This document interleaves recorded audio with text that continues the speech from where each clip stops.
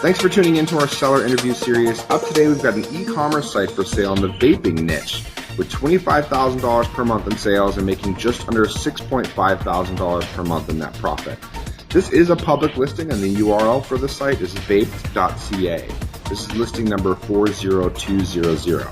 Now, we do these interviews to give potential buyers more information about both the seller and the sites they're looking to purchase. We hope these insights are helpful for you in making a buying decision. We've got the seller, Christian, here with us today to go through the site and cover everything from niche selection to traffic and monetization. Thanks for coming on, Christian. Appreciate it. Hey, thanks. No problem. All right, man. So let me do a quick kind of summary so I can let everyone know what we're looking at. The site was built in December 2013. It's on the Shopify platform. Monthly revenues are just under $25,000 a month. You've got expenses of about $18,000 to $19,000 a month, a net profit of just over $6,000 a month, and you're getting around 55,000 page views per month in traffic. Does that sound about right? Yep, that sounds right. Cool. Okay.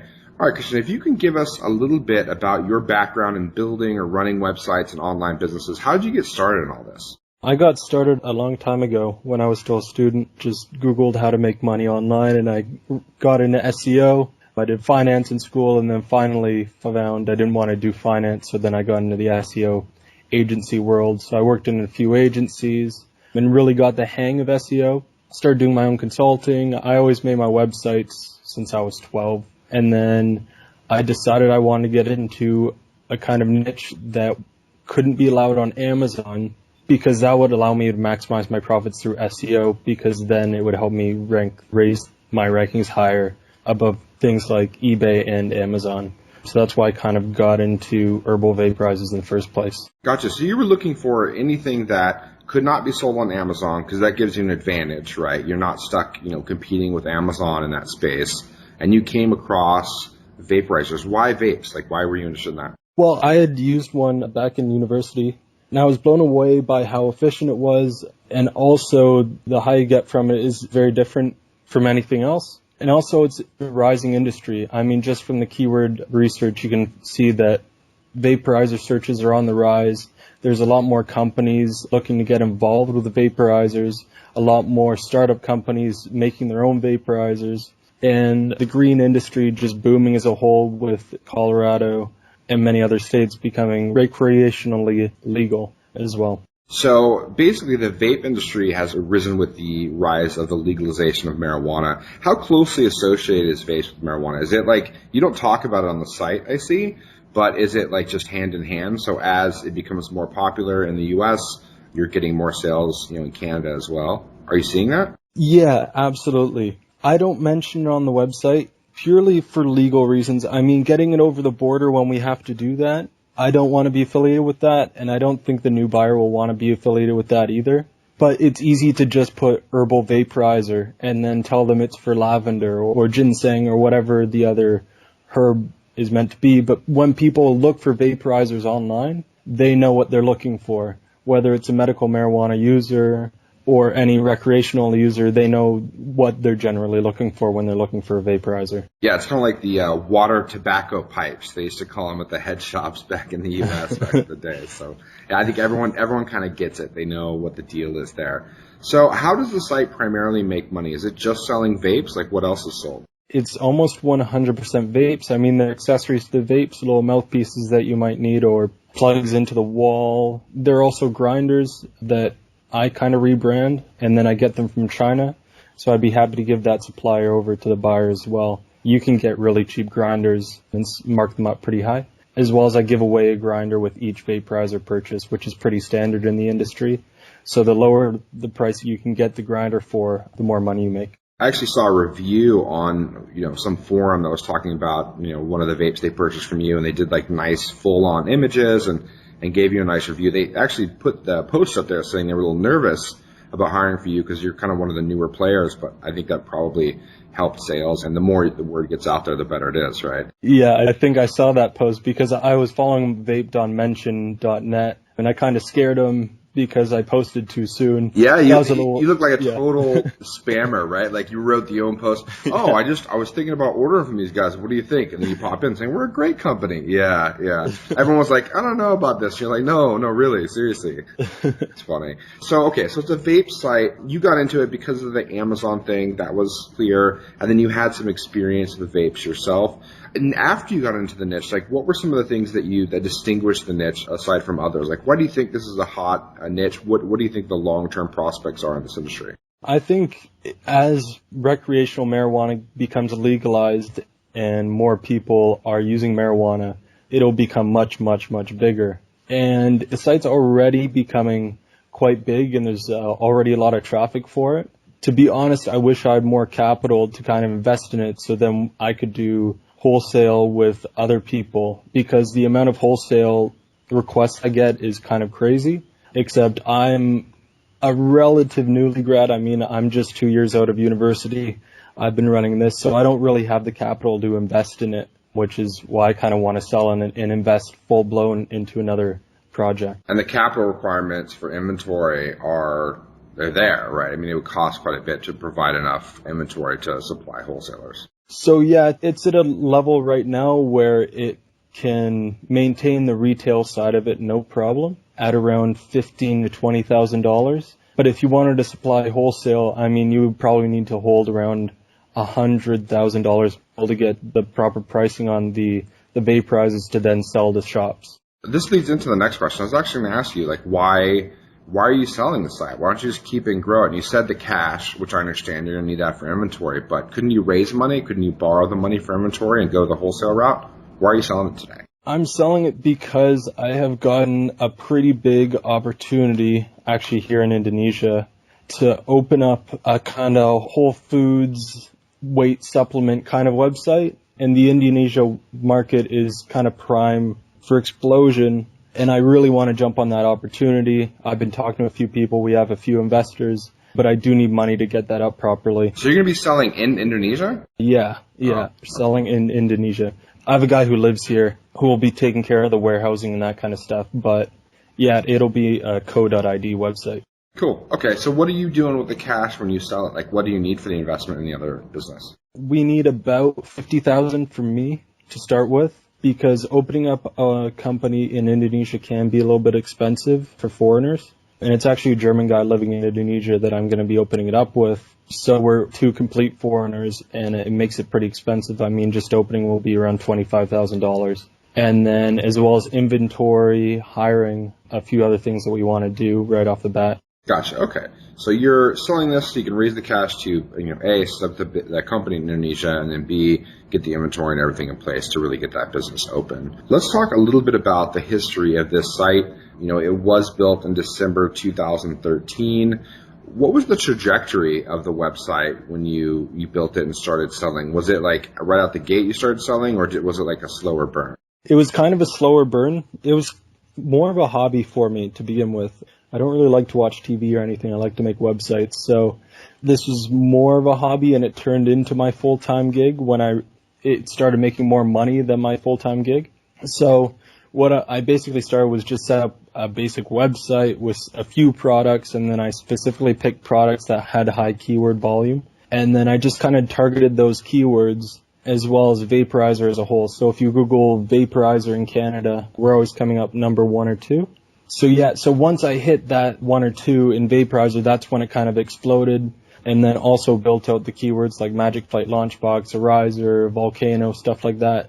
So now it's getting keyword searches from all of those really good keywords and driving sales from all of them. But it did take a while to build the links and build the content and everything. It was a few months' work for sure. When you picked your first few products that you're selling, did you just buy the inventory and ship it to Canada, or was it like you put it up and like test through like which ones were getting traffic? How did that work out? At the very first, I was actually working I wasn't working with them. I was working almost at a loss with a head shop near me because I wasn't sure what would sell and what wouldn't sell. So I would list almost everything they had accessory-wise, as well as a few vaporizers that I was getting. Mostly Arizer products, a Magic Flight Launchbox, which is only around 4 or 5 products to start. But basically, I just wanted the site to look big. I love that. From the get-go. I love that. Okay, so you go to the head shop, you see what they have available, you buy some, take really good images or whatever, and just see what sells. And who cares if you're not making any money at that point? You just want to see if you can get some traction. Once you start getting traction, you can go and get them online and obviously get it for less than you're buying retail at the local shop. So, yeah, man, that's good. That's a neat trick. That was exactly it. Yeah. And, obviously there's a big risk if you're out there just buying a ton of inventory and it doesn't sell. So this really minimizes your risk in building an e-commerce site. So that's smart, man. I dig it. Cool. What have you tried on this with this site or with this business that just didn't work? Was there anything that was just kind of a failure? You bought the product and it sucked, or people didn't buy it, or anything like that? To be honest, people buy almost everything. I buy from some suppliers that let me buy one of kind of everything. Not that I do, but there's some more obscure items like the Zephyr Ion, for example. And I never think it's going to sell. But then every 2 weeks, the $500 weird vaporizer always sells. So there hasn't been much that sits on the shelf, to be honest. Is there anything that you wish you would have done earlier with the site that you realized was a win, that you were like, oh, God, I wish I would have done that from the start? Not particularly. I wish I had bigger scale and a little more capital, because there's a competitor called Vape World, and that's probably the main competitor. But they're not a competitor in a sense that they sell the exact same stuff.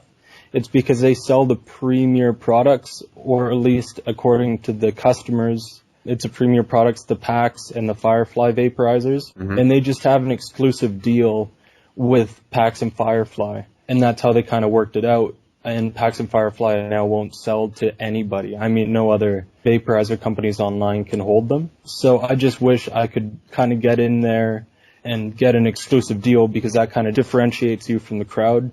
And I went to Hong Kong to meet with the Vapium guy, which is a new vaporizer. And I went to meet with him and try the new vaporizer, and then he blew the news that he had already done the exclusive deal with the Vape World at the time. So yeah, it's interesting. It's a risky move for a manufacturer, right? If they're tying themselves to one retailer, and that retailer just isn't getting it done, that can be scary, but it sounds like it's working out for them in particular. So do you have any insight into how big Vapor World is, how much business they're doing, anything like that? To be honest, I don't have numbers or anything. I know they have at least 10 employees. They go to the big conferences, spend some money there, so they have money to spend, but I couldn't give you exact numbers on it. Gotcha. Okay, so let me ask you this. What do you think with this business just worked that was a real winner, something that you'll apply to future websites or businesses that you learned during the process of building this business? I think one thing that really worked was paying attention to the customers and eating a bit of money when they have a little complaint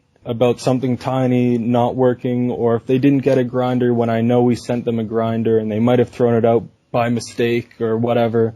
Just send them another grinder because it only costs $2 for me to make. Stuff like that has gotten really, really good reviews on the website, and people have noticed, and time again, I get emails from people saying, hey, I just ordered it. I saw such good reviews on the website. I can't wait to get the product. So it's kind of paid off having good customer service. And it really doesn't cost that much money in the end of the day. It's well worth it. Because you're buying at wholesale, whatever, and your shipping costs are going to be lower, obviously. So, yeah, that's interesting. So over-delivering for your customers is something that you're going to continue, or a trend that you'll continue with future businesses. Let's talk a little bit about traffic and earnings.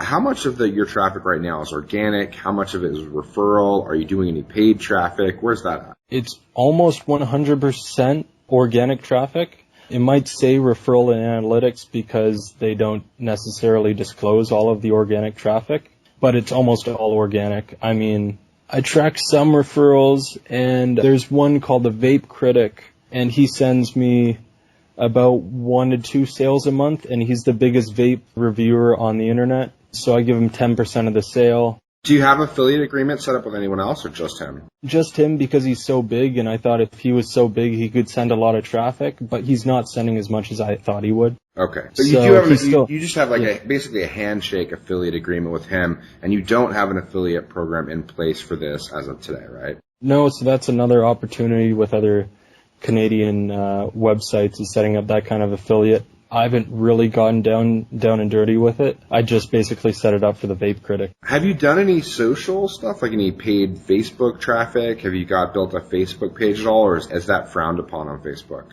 So there's a Facebook page with about 400 likes, but Facebook won't let you promote those kind of posts. Anything to do with vaporizers or e-cigarettes or anything like that, Facebook just won't let you.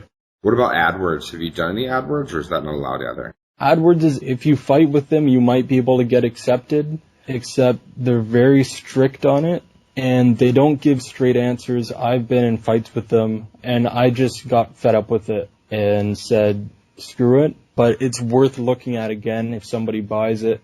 Go with a fresh new face and ask them, hey, I just bought it. How can I get this on AdWords? Because our competitors are, Toronto Vaporizer, Canadian competitor, is on AdWords, and I think that's their number one revenue driver. Gotcha. So if they can be on it, then that was my argument to Google, and they just kind of balked. So it depends on whether you can win the battle. It doesn't look good, but it's possible apparently because there are some competitors there. Have you done any deals with any of the very popular Facebook pages where you do like a sponsored or paid post or anything like that? There's opportunity there, I'd imagine. Yeah, there's tons of websites and Facebook groups that kind of promote the use of, and I haven't paid to promote a post or anything like that. So I've just never gone into that, and I know SEO the best. That's what I feel most comfortable with. So that's why I've kind of stayed to SEO, and it's worked for me. It's not the reason why I kind of want to sell it, is because I don't know whether to take digital or how to really take it to the next level. It's kind of a branding exercise as well. Yeah. That I'm not really familiar with. I gotta tell you, because I just understanding a bit on marketing, if you were connected in those groups, those communities online for weed smokers, for that kind of crowd, I think that you could have some sponsored opportunities. You could just have some just being there helpful, answering questions about vapes. I think there's opportunity there for someone, a potential buyer that would like to do it. I think that's an opportunity. Okay, so I got an understanding a bit on your traffic. It's mostly organic. You try a little bit of paid stuff. Facebook's a no. AdWords is a question mark. But definitely paid opportunities in some of the other communities. It's not something you've tried, but is an opportunity here. Let's talk about the earnings. You've been on a bit of an incline since you started. It seems like things are a bit more stable now, but they were growing pretty heavily toward the second half of 2014 and all the way through the beginning of 2015. Tell me a little bit about those earnings. Where are most of your customers coming from? Are they repeat buyers, first-time buyers? Yeah, most of my customers, almost all the customers are coming from organic or hearing from friends. I do get quite a few repeat buyers. I don't have exact numbers on that. I can find it if you wanted to. But yeah, a lot of people do come back because the service is really quick and they had a good experience. Do you have an email list? Yeah, it's over 1,500, I believe. Okay. I can check that quickly too. And some of those are customers, some of them are not customers, right? Yeah, that's correct. But I do have the whole email list of the customers, obviously. But that's another opportunity. I haven't done any email outreach either. What's going on, Christian? What kind of marketer are you, man? What are you doing here? What are you doing? I'm an SEO guy. Apparently. No. I think sending out some emails with relevant content, even in or around your niche or parallel industries, I think there's an opportunity for that. I'm actually surprised you haven't been doing that. I think, what platform are the subscribers on? Is it Aweber, GetResponse? What is it? It's on MailChimp. MailChimp. Okay, great. And how much content do you have on the site? Do you have a blog associated with it? How much content is there overall? There's a blog that's kind of very, very on and off, and that's been posted maybe once a month on average since it's opened. Most of the content is on the product pages, so they're pretty thorough. So that's why it took a long time to actually get the product pages up how I wanted to. If you go, they're pretty in-depth. The reviews are there. It kind of has the breakdown of the type of vaporizer and everything on the left-hand side, as well as a top 50 vaporizer buying guide, which took a long time to get together as well. And this is responsive. It looks beautiful. And it just gives people kind of a breakdown of how to base one vaporizer against another. Oh, cool. So it kind of helps them in their buying, as well as there's a vaporizer buying guide as well. So whenever somebody has a question, usually it goes to the live chat, which is handled by another company. But then they're referred to these top 50 vaporizer page and the vaporizer buying page. So it really answers any of their questions, and it really helps with the buying process. Cool. Okay, so I'm looking at your product pages right now, and I love the fact that I can kind of zoom in, or as I hover over the images, it gives me a nice, clean look at the products. Your descriptions are well filled out, and I think very clear, very helpful. Shopify, man, they run some good-looking sites. Yeah. And I know it takes a lot of work on your end too, but Shopify helps for sure. Okay, Oh, absolutely. I love them. Yeah, man. So I like the site. It's looking good. The earnings are definitely have been growing a bit more stable in 2015, but they were growing all through 2014. The content, you said the blog is off and on. You're putting one post up a month or so. Let's talk a little bit about opportunities. Where do you see kind of the greatest opportunities for someone to buy this site and really expand it over the next 6, 12, 18 months? So there's a few ways they can. Like I was speaking about before, wholesale is definitely a good way to go, because not only will you get good prices on vaporizers to sell to other stores, but then that'll increase your profit, your own sales, because you'll be getting better prices as well. Yeah, so you're dropping your costs across the board, and so your retail sales, you're making more margin. Yeah, that's exactly it. So yeah, that's the first way. Second way is I was really thinking about getting involved with e-cigarettes and mods, not necessarily e-juice, but other kind of e-cigarette kind of things. Vape is a perfect kind of brand name to get involved with something like that. Yeah. It's not necessarily limited to vaporizers. It can be e-cigarettes for sure. And that's a huge market in Canada right now, that there aren't any big websites doing it. The biggest problem with that was payment processing, and it was kind of a pain for me because I was just out of university. I didn't have much credit history, and I couldn't get the payment processing that I wanted to. I kept getting turned down by the big guys for if I wanted to sell e-cigarettes. But there are people doing it online, so if you find the proper payment processor, you can do it. I know a guy that sold his e-cigarette company in the UK for 8 figures. So, yeah, there's some serious money in that business for sure. Yeah. He's good, man. He made FU money, so he's out. So you said there are payment processor issues, particularly with e-cigarettes. Who are you using for payment processor right now with this site? Just PayPal.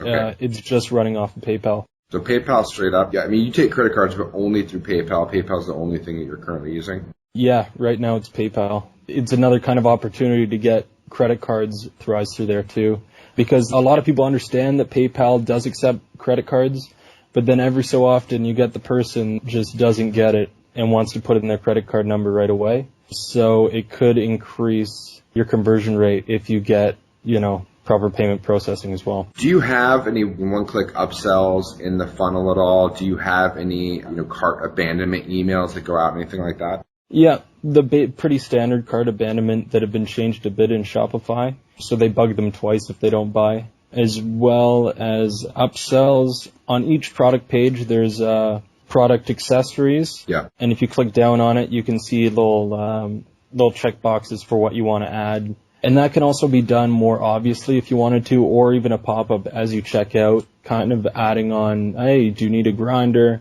Hey, do you need this plugin? Hey, do you need, whatever it is. Cool. It might be able to be done a little bit better. Yeah. Have you done much split testing on the page itself? Like which ones do you have, which products do you have above the fold? Just your top sellers? Like, have you tested through that at all or no? Yeah, I basically run the top sellers on there. Okay. I haven't done much testing on it. Okay, cool. All right, so I see some opportunities here too. I mean, you mentioned the wholesale opportunity. That seems like a good one. I love the fact that it can improve your margins. I mean, the fact that you're not doing any affiliate marketing really, aside from the one, seems like a pretty big opportunity. If someone understands that space and could hop in and set up an affiliate program here, I think that would be pretty interesting. I think that connecting in some of the forums and communities, if someone knows how to do that and get in there and connect and become a leader in this niche already, I think there's opportunity there for someone to get in there and make a name for themselves and really promote the brand that way. I think content marketing would be interesting. I have no idea if this is true, but like really putting some good content out there, comparison type content, this vape versus that vape, getting some like major, people on there that are, vape smokers or whatever, getting them on to talk about their different experiences, I think is interesting. Maybe even like a podcast on this would be kind of interesting. I don't know if they have any or if your potential audience would be listening, but it'd be fun, I guess. Yeah, there would definitely be people who are listening. There's a huge community behind it. There's a big forum called Fuck Combustion, and suppliers actually and retailers can't actually post on there, which is a problem for me, but it's a massive community, and I think a podcast would do really well. Cool. All right, so let's talk about some of the risks with this business, right? So it's not illegal at all by any means, but it's borderline. There's some questions here about like kind of the niche it's targeting, and that was one of the things you mentioned as a risk. Can you talk about that a little bit? Yeah, so I just wanted to make that kind of claim before somebody buys it, is there is always the risk. You never know what's happening with the Canadian government. And there has been problems with smoking paraphernalia before. So I don't think there will be a problem. I think we're past that in Canada. I don't see it coming up again, but it's something you should be aware of and kind of keep an eye out for in the news. It's just anything to do with smoking paraphernalia, vaporizers, anything possibly becoming illegal or having problems, it's just something that you should keep an eye out for. Okay. All right. Can you tell me, Christian, a little bit about the type of work you do? What do you do on a daily basis to keep the site running? What do you do on a weekly basis to keep the train chugging? Yeah, well, I've been traveling for a while now, and I haven't been putting too much work into it. Every day I try and get on for around half an hour to an hour, and this is to answer basically customer emails. A lot of people are anxious to get their product, and they email almost right away just asking for a tracking code, or if the product is faulty, I have to talk to the manufacturer and then, kind of get that connection going. Do you have automatic emails that go out with the tracking code or no? Yeah. So that's all automated. So they get that for sure through the fulfillment center. So a lot of it you don't have to worry about. It's just, here and there, out of every 100 orders, maybe 1 or 2 will have a problem with the product. But then again, it's the manufacturer's fault at that point, and then you just have to lead them to the manufacturer. As well as ordering products, I mean, that's something I still do myself. How often do you do that? Once a week? Once a month? Probably about twice a week from different suppliers. So I put in orders twice a week. A lot of them have free shipping, so you can order as much as you want or as little as you want. It doesn't really matter. And most of your suppliers are in what country? Canada. Okay. They're almost all Canada.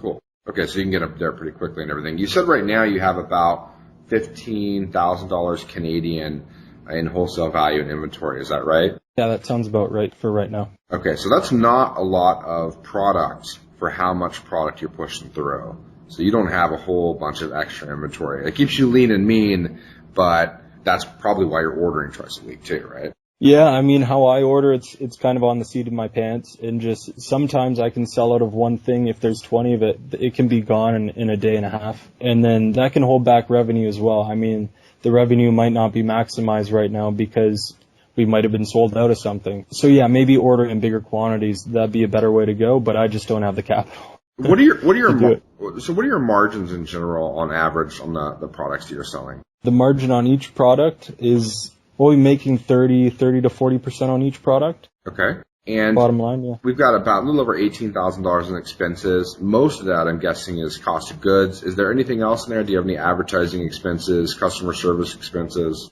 Yeah, customer service is the live chats. The live chat is $250 American a month, and that's done through another company. And they do a really good job. They handle most of the small little inquiries like, hey, do you accept credit card? I only see PayPal. Can I take my credit card, or whatever the case may be? And if they can't handle anything, they email it over to my email, and it's kind of separated, so then I just go through those. There aren't more than 1 or 2 a day because the live chat does such a good job. Gotcha. And then the other cost is the fulfillment center. So they take a kind of cut for each product sold. Okay. So that's another kind of cost. Cool. Those are the main costs. That makes sense. What kind of skills or requirements can you see being helpful or useful for someone looking to buy this site? Like, what kind of skill sets could they have that you think would help them take over and then grow the site pretty easily? Someone who's had experience with branding a website before. I like the vaped brand name. I think the logo is pretty strong, but I don't know how to really take it to the next level and make it into a really multi-million company, which I think it can be. Other than that, if you just want to keep the website going and make a bit of money, then customer service, being able to order products is important. If social media, definitely, I don't pay much attention to it, but if you know how to do social media really well, get in there and you can kick some ass for sure. So you're effectively an SEO guy that built this business on the back of SEO. They got it ranked and it's doing well there, but you're not really a brand builder. So someone who could step in and take that to the next level. Let's get into some additional information or questions that we might have. Would you be willing to sign a non-compete for the new buyer? I mean, one of the concerns when you buy a site is that, you're the guy who just sold to you is now a direct competitor. Would you be willing to not compete in the vapes industry for a while? Yeah, absolutely. That's no problem. Okay. And then how much support are you offering buyers? Someone buys this, are you willing to do some phone calls, email? Yeah, I think I said 3 hours of phone calls and then email for a month. I mean, if he keeps emailing me or she, that's no problem. I can answer emails. So yeah, I guess a month. In terms of turnover, obviously you're going to turn over the customer list, you're going to turn over the email list, you're going to turn over the smaller social media profiles, all the information securely in the Shopify site, and that should be good with the support. Now, the fulfillment center, you'll make an introduction there and make sure that that's handed off. The customer service team, you'll hand that off. Now, ideally, you would definitely take 100% offer for the site, no problem. That would be ideal. Are you open to something like a split or an earn out? So let's say, for example, someone came along and said, look, I'll give you 70% up front, but I want to give you 30% after 30 days of training. Or they said, hey, I'll give you 80% up front, but I want to give you, 5% over the next 4 or 6 months. Is that something you'd be open to? The minimum will probably be 85%, but yeah, 85% is probably the lowest I'd go. Well, it's not ideal, right? It always depends on what the offer is and kind of what you're looking at. So that makes sense. Okay, man. So, another thing that we see sometimes, and I think it might make sense in a site like this, it might actually make sense for you, is if a buyer comes in and said, hey, I'd love to buy from you, but I'd love to keep you on as an advisor. Would you be open to retaining some equity, say 10, 15%, in an advisory role as they take over the site? That may require getting on the phone once a month or something like that. But is that something you'd be open to? Yeah, I'd be happy to do that. Cool. And the upside for you is if someone takes it over and is a brand builder and they build it into a massive brand, you still have equity and you get the benefit of them building it up, right? So cool, man. Let's do a quick wrap up. Just kind of talk about what we talked about so far. The niche is vapes. It is vaped.ca. It was built back in December 2013. The monetization is e-commerce. You're selling the products directly through a fulfillment center, and the customer service is already set up. It's plug and play. Net profit, we're at $6,048.53. That's on a 6-month average. And you're getting about 55,000 page views per month. Christian, can you give me your 30-second kind of pitch on why this is a really good pickup for a new buyer? Yeah, so vape would be a great pickup for a new buyer because there's a lot of opportunity to expand the business, whether it's through branding, social media, posting on forums, going wholesale to shops around Canada and the United States, expansion to the United States, expansion to Europe, expansion to Asia. There's really so much you can do, and the marijuana market is really growing. I think everybody knows that. It's kind of a hot market that everybody kind of wants to be in. So I think it'd be a win for the right person to come along and buy this site. Awesome, Christian. Well, thank you so much. And for anyone listening to this, if you're interested in hearing more about this listing, if you're on YouTube or wherever else, there should be a link to the listing page in the comments. If you're on the listing page and you want full details about this, look in the top right-hand side. You can pay a deposit, and we'll give you everything you need to make an informed decision, do your due diligence. So thank you so much for your time, Christian. Appreciate it. Cool. Thanks, Justin.